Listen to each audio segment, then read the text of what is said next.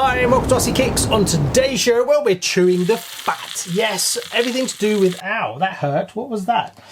Everything to do with RC over the last 6 to 7 months. Well, that's how long it's been since I did the last video of chewing the fat. You guys seem to quite like that, so I thought, hey, we'll do another one. Also, it's quite interesting to see how things have progressed. In the last video, I talked about cars that were coming out. Well, they've come out.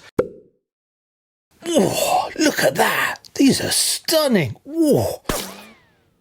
I built them on the show and yeah, we'll maybe cover some of that as well. So the first thing is going to be the used market. What's actually changed in the last 6 to 7 months was my prediction of things pulling back a little bit actually on the nail. Let's go back in time and find out. Well, I can tell you one thing, production values on this channel don't seem to have improved. Anyway, this is what I said about 7 months ago. And I think the same goes for prices of second-hand RCs in 2024, as people just don't have that much money set aside to blow on expensive vintage kits. They're just not going to. So prices from what I've seen already are coming down. They're sitting at these crazy high prices and no one's touching them, or they are selling for under what they did in the boom years of the last few years. So I personally think we're just going to continue to see this trend. Whoa, who'd have thought I actually got something right on the channel? God, there's a first. I wonder if I should tell him about the Kyosho Ultimate that's coming. Or was I talking a load of dribble? Well, it turns out, yes. I see what you did there. You added the pause in to make me look like I'm saying I don't know what I'm talking about. Yeah. It does look like things are starting to pull back a little bit. I went online and I made a few notes of what sold recently. Now 959s, which is a big sort of halo car for Tamiya, that is currently selling for about 650 to 800. Now, one thing that makes it really difficult about setting prices and looking at trends with RC, especially vintage and used stuff, is condition plays a massive part. A wreck of a car can sell very cheap, and a mint one that's shelf queen never run or new in box can really raise some decent money. So that kind of stays, but there is a trend at what you can get for that kind of money. In the boom time that we kind of had previously, there was a lot of wrecks that were still selling for a very high money. Now I think it's more along the lines of you can pay the same sort of money, but you're going to get much more for your money, if that makes any sense at all. Anyway, so I looked at a few other halo cars. The Astute. Now someone picked up an Astute which looked to be reasonably good with a mechanical speed controller and vintage electronics. £210. I don't know who got that, but they got a real bargain on that one. Super Astute, well, that tends to sell for 370 to 534. So they're the kind of ones I tend to look at quite often, so I can see a bit of a trend. But definitely the massive boom prices of wrecks selling for good high money is not quite there. So really, if you look at it from we've had the big boom, prices have gone up, they've retracted back down again, and I think things have stabilized to a point. But definitely there is more bargains around than there was before. Also, new in-box kits have pulled back a little bit, which is perfect for me because I'm always on the hunt for a new in-box kit, as building them up myself for the show is a lot easier because I know that I've got everything in the box to actually finish the project. So this is good because I'm sick of paying premiums for new in-box kits that I'm going to build and then devalue a lot. Now, another aspect that really influences the vintage prices is the amount of re-release vintage kits that we get. Now, I don't think anyone is going to argue with me that 2023 was pretty much a boom for all the vintage re-releases we saw. Yeah, keeping up with the releases of 2023, yeah, been a little bit painful. Kyosho came in very strong, banging out lots of 60 kits. Also, Team Associated dropped the RC10cc, and now, as I talk to you, people are getting their gold pan. I'm pretty sure that was not really a secret. It's pretty obvious that we were going to get it in 2024. The more re-kits that come out, the more that people have to make a judgment call on what they're going to spend their money on. So if you've got more and more vintage kits coming out, are you going to buy an old kit or an old beta to restore, or are you just going to buy a new in-box one? And that is a big pull. Now, there is some of you that are out there that love vintage kits and would rather have vintage cars over any re-re. But you're kind of in the minority. There's not many, and me included. Personally, I would rather experience a brand new build with everything, get it all in a nice box, build it up. It's very much like the original one. Not have to hunt around for tons of parts that are really expensive, and just it's never going to be as good. So me personally, chasing a vintage versus a new in-box one, I just get a new in-box one. Controversial, I know. So it depends what happens in 2024 going into 2025. We've got two scenarios, I think. The A scenario, things will kind of bumble along as they are. Or the B, we'll see prices dropping more as more and more vintage kits come out. Twinned with the fact that most people's mortgages are probably 20% more expensive than they were 2 years ago. I know mine is. That is also going to play a massive part. And being that there's more manufacturers in the market as well, I think that prices are going to pull back. And for manufacturers of new kits, I think you're really going to have to up your game. And this worries me when it comes to Tamiya. But before we get into that, let's look at the highlights of 2023-2024 so far. So I'm pleased to say there's quite a few highlights in the last 7 or 8 months. Kicking off with some of them that have been on the show, Tamiya and the BBX, massive fan of that one. I wasn't as sold as when I actually got it and built it and experienced it. I think it's one of their best that they've done for quite a while in what is quite a lean time for them. Some of the kits that have been coming out haven't been that great, but we'll touch on that a little bit later. But the BBX, I can highly recommend it if you've never built a Tamiya before, but you want something a bit more modern instead of getting one of their vintage re-res. I can highly recommend giving the BBX a try. Also, we've just got the 2017 Top Force and the Manta Ray that have just dropped. And it's really nice because there's a few people that are big fans of those. Can't say it's very groundbreaking, but it's nice to see them come out again. I did think about getting a Top Force on the show myself, but I've got quite a few Evos. And space is limited as well as budget, so I'll kind of skip over both of those. Another big one that I'm really chuffed to see is the Hotshot 2. I talked about it on the Chewing the Fat previously, that I really wanted to see the Hotshot 2 coming out, but they produced the blockhead motor, and I said, yeah, it's a real shame they didn't do it the other way around, but they did, so we managed to get it. I got one on the show and built it up, and it was lovely. I must admit, I actually preferred the Hotshot standard one to the blockhead one. That was a bit of a shame, as they stuck with the same livery as they did with the Blockhead Wild one. Real missed opportunity that, but I did comment on it in the previous video as well. And the Fast Attack vehicle, brilliant, really good to see this one coming back again. I will be getting that on the show. Also, Team Associated's B7 that's dropped. It does look really nice. I still haven't got round to building mine yet, but I promise I will be. I've been collecting little parts for it, and it will be on the show reasonably soon. Just having a lot of fun with my PR Racing SB401 Type R. So I will at some point change over and finish building that one up. I've been collecting electronics for it, so I hope to have all the race electronics for it when I build it, so that we can do a build video and then take it running straight away. Also, there's the RC10 Gold Pan 40th anniversary that's literally dropping in America right now. That is fantastic to see. It really feels like Team Associated have realised that the vintage market is now booming versus what happened when they released them previously. And from what I can see, the kit looks really nice. There is a few gripes about the plastics too white, but overall I really like it. I like what they did with the chassis, with the stamp, having the 40th in the back and then having it etched at the front. Really like that. I have got one on order with Rochester RC, so as soon as it arrives in the UK I will get it on the show, but it looks like it's dropped in America way faster, so there'll probably be so much content by the time I get it. maybe we'll have to do something a little bit different with it. Also, the RC10cc. Now, a lot of you were kind of Marmite on this one. You kind of liked it, you kind of didn't like it. Personally, I thought it was a genius marketing strategy. It didn't cost them anything extra, really, and we've got something completely different.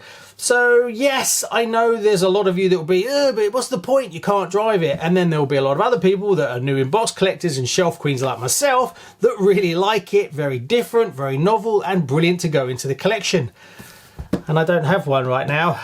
Yeah, I need to get some money together to get a CC before they disappear. Maybe we'll get an RC10 Graphite.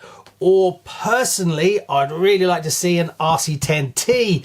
That would be my wish, that in the end of 2024, maybe the beginning of 2025, we'll see an RC10T. Also, we have to talk about Yokomo getting back into the vintage releases. Now, the 870C, I think, did pretty well for them. I think their price point was a little bit off. It seemed quite expensive for what you actually got, especially as we saw the prices in Japan versus what they are in the UK and Europe.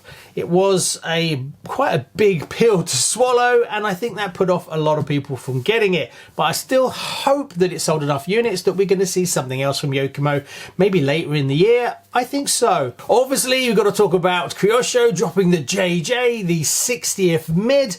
What else did we get? The CRC2, and it turns out out of all of those, they're all really nice. I've had all three of them. The one to get, who would have thought, was the CRC2. That's the one that seems to be really hard to get hold of. They produced a lot smaller number of units and it's sold out everywhere, whereas the 60th and the JJ, they're still available everywhere. So I guess they've brought out a lot of actual units, and haven't really judged the market. It seemed to be very boomy, and then they seem to be sitting around everywhere. So hopefully that's not a big issue for Kyosho that's going to put them off, as the kits are lovely. Now, they are quite expensive, especially the JJ, so I can see that's kind of pushing people away from it a little bit.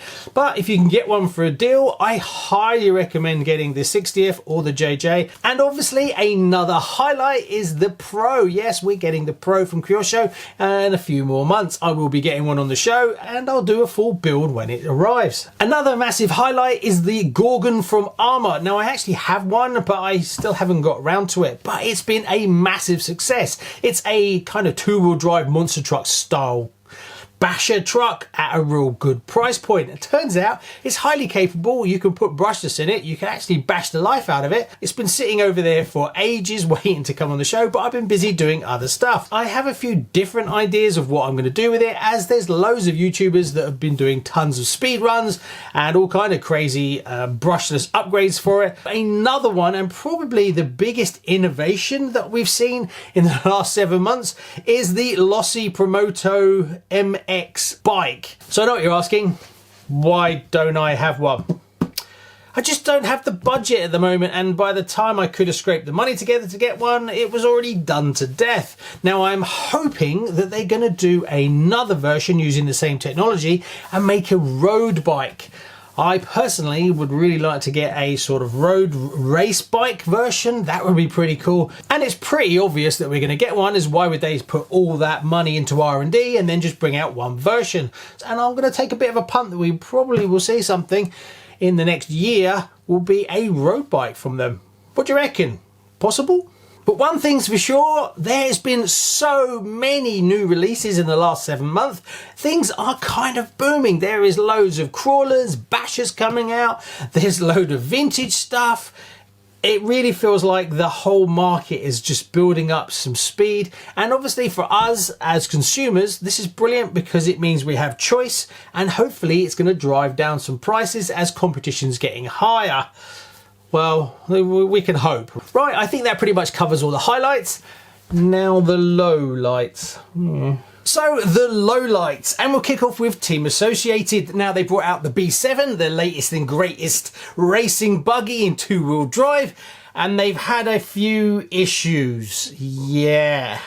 Now there's teething problems with this car. They had issues with the pins on the back being machined a little bit short, which means that when you whack the back wheel, they were splaying out, and because there was a groove cut in the pill mount, I forget what the name of that part is, the pills were popping out and it was damaging the aluminium part as well, and that was a bit of an issue, making it quite fragile. Now obviously that's just a machining issue and you can have longer pins, and I was gifted a set for mine. Yeah, that's not too much, it's just teething problems. But also there was some issues with the rear diff housing not sitting correctly and being slightly twisted at the back. There was that because of the way it's all sandwiched at the back of the car. But these things have been dialed out as you lot tinker with your spanners and kind of get around it, as well as Team Associated will address it in future versions of the B7. So it's not a massive disaster at all, and I must admit I've seen that car going around the track and it's blisteringly smooth and fast. So I'm really itching to get my hands on it so that I can actually see how it goes around the track. But I've just been so busy doing all the other stuff, I just haven't got round to it. Also, Team Associated, the B6.4cc.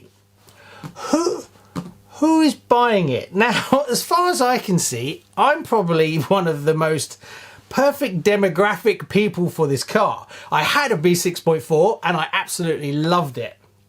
I sold it and I miss it dearly. I'm a shelf queen collecting kind of guy, and the CC, you can't really run it because it's fragile and it's a shelf queen. Have you got one of these? Now the problem I have is I've almost bought a old used B6.4 because you can pick them up a lot cheaper now, and then I look at how much they are to get, and then I look at what it costs to buy a CC, and it's a lot more expensive. So I kind of flip-flop of, well, what am I going to do with it anyway? I just really like that car, but I've got quite a few and I don't really have much space left. So what's the point in buying a modern, well, slightly older race buggy to sit on the shelf when I've got a B7? That's why I sold it in the first place. But the CC interests me because it's different and I like the idea. But again, you can't race it and drive it, so yeah, I kind of struggle with that one a little bit. So comment below, did you buy a CC? I mean, I can understand why they did it. Now, they did it because the RC10cc was a big success as well, and it's kind of easy for them to do it as it's part of their testing process to drop it out. But did they actually sell that many? It's a bit of a strange one of who would actually collect it. And if even me, who fits the perfect demographic for it, is kind of, well, it's just a bit of a strange one. And now you can still buy them, they're everywhere. They just seem a little bit expensive, especially as that you can get a B6.4 for a lot less these days. Now we turn our attentions to Tamiya, and it's not been a good 9 months to a year from them. When you start to look back and you pick through some of their releases and their decisions, the BBX was a big highlight, like I commented on before, but there's been some real shockers. I must admit, the MB-01 for £179, obviously the price point is, you know, trying to be competitive, had some real serious issues with it. And now we've got the BT-01. Granted, it's very reasonably priced at £159, but the slop on it is shocking. How it got out like that, I honestly don't know. Also, you know, when you start to look, you could pick up an XV01 for £65 more than a BT-01, which is an amazing chassis. And we've had no real halo car in a long time from Tamiya. That sort of die-hard kit that we really want to get, like, you know, a Dynastorm or something like that. I think the last big one that I can think of that was a big shock and a massive sort of surprise was the Top Force Evo. It's not like Tamiya doesn't have a whole massive back catalogue of some pretty amazing kits that we all desperately want, but they just don't really seem to understand that you are selling kits to outside of Japan. I mean, like, if you look at the TRF 421 for £849, who's buying that?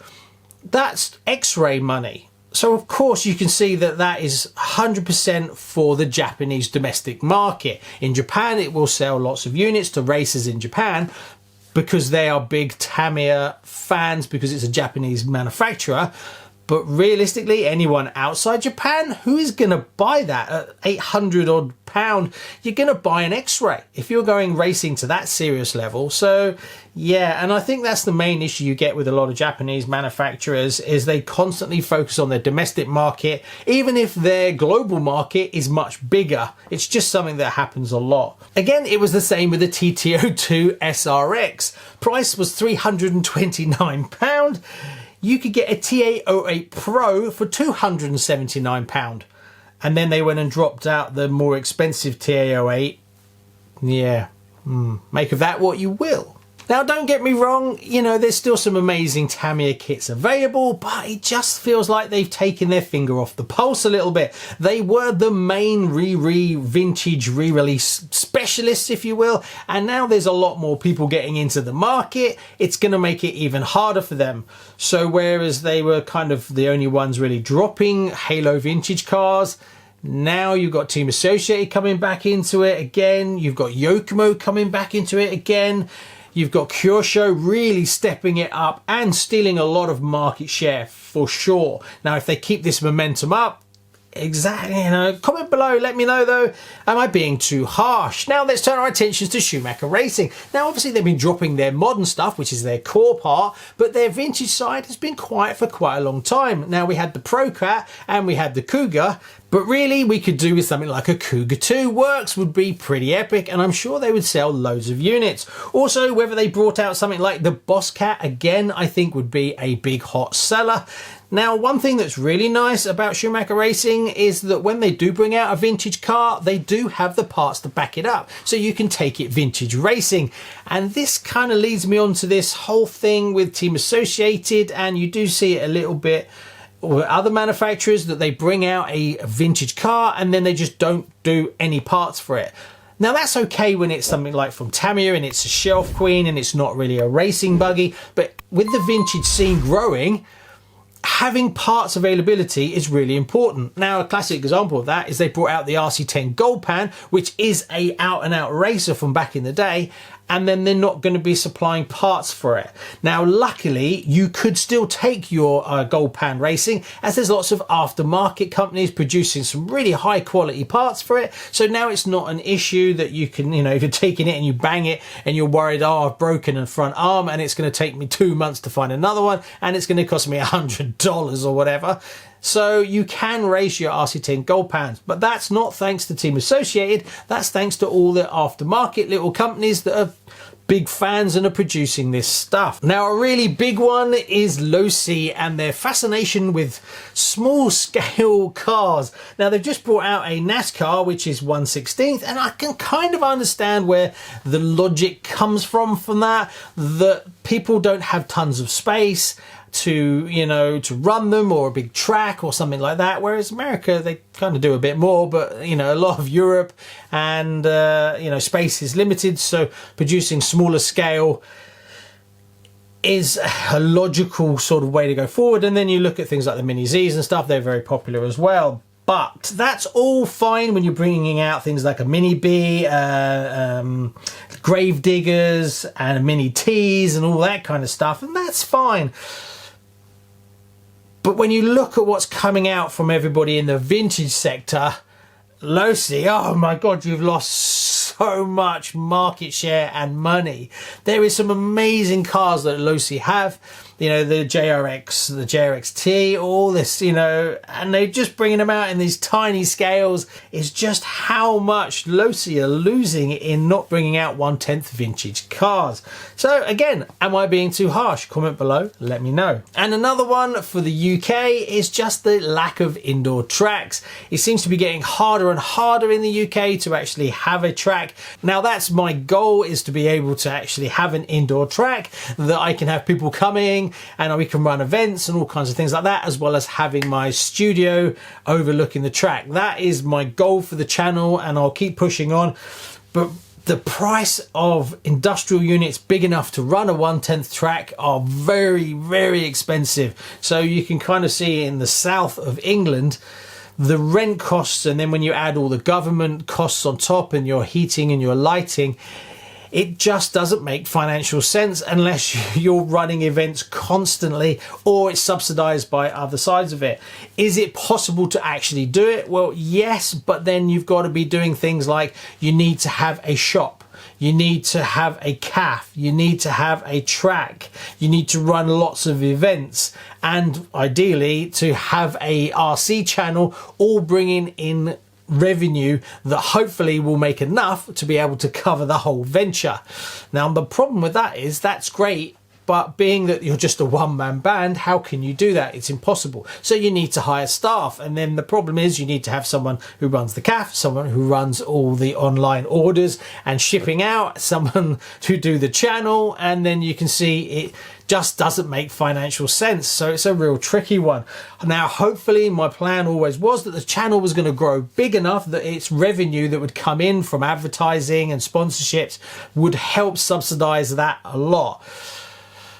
But it's looking really, really difficult. I was looking at a perfect venue very close to here, and it's $2,200 a month to rent it before government taxes and electricity and gas and stuff like that, as well as the cost of building up the track and the venue, you know, inside.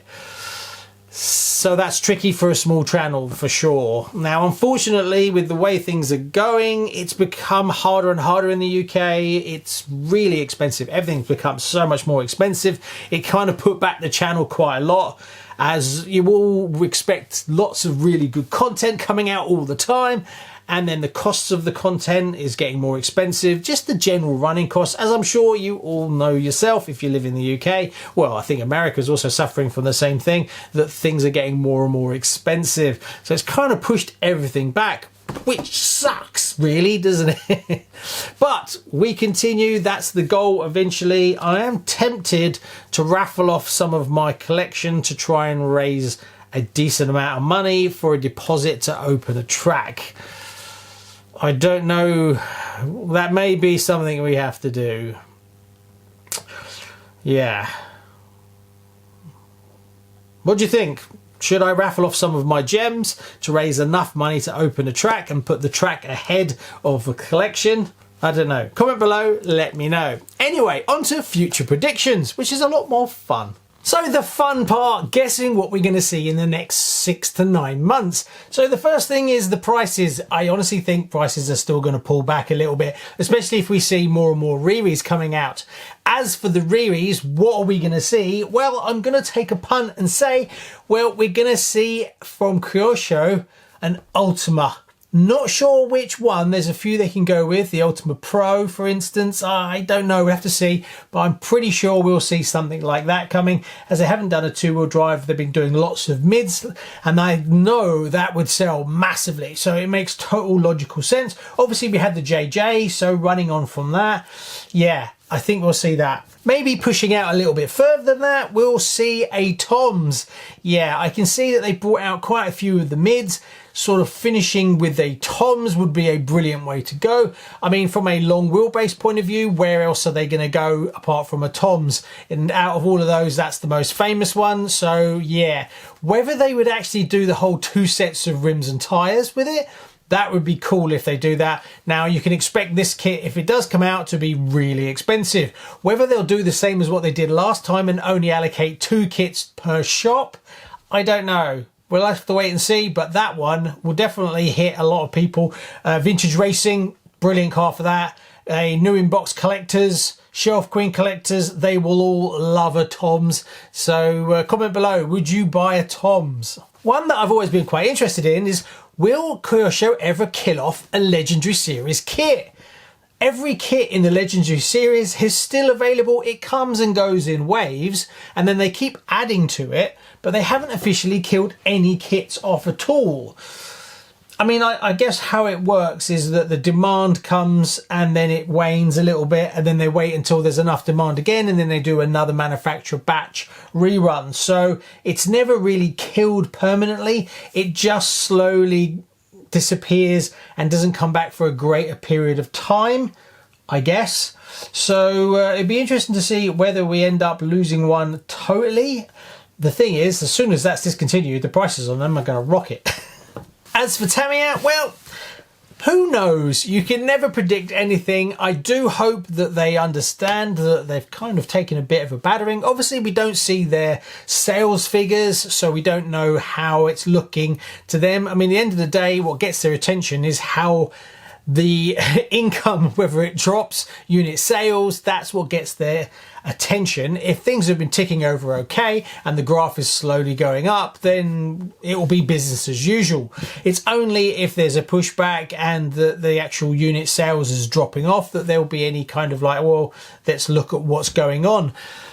So can we see a Halo car from them? I hope so. There's a load of them that we can choose from, and we all kind of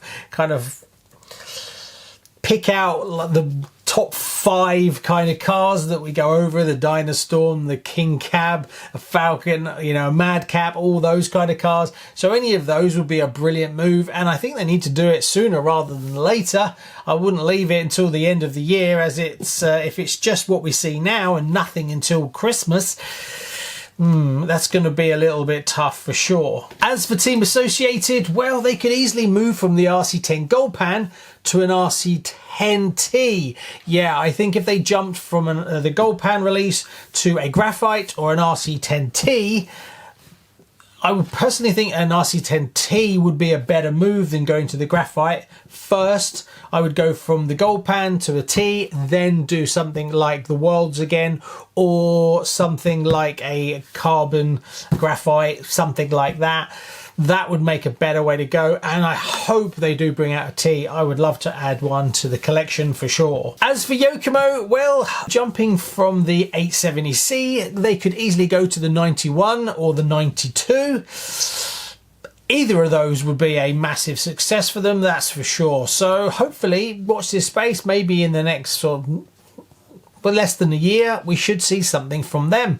Now, I just looked this morning and Schumacher have got a new batch of the Cougar coming in, so I think it's probably going to be more likely a bit of a push further down the line before we get something like a Cougar 2, as I think they've had enough demand to justify a new batch of Cougars coming in, so that I would guesstimate is going to mean it's going to be at least 9 months to a year before we get something else from them. Whether we end up getting a Boss Cat first before the Cougar, I honestly don't know, but I think they're on the cards. It's just how far out is it? So comment below, let me know, did you enjoy this video? It's quite a long one, so if you sat through the whole lot to the end, well done you. Now I look at my build pile, it's quite large, so I better crack on. Thanks so much, like and subscribe, see you on the next one, bye bye.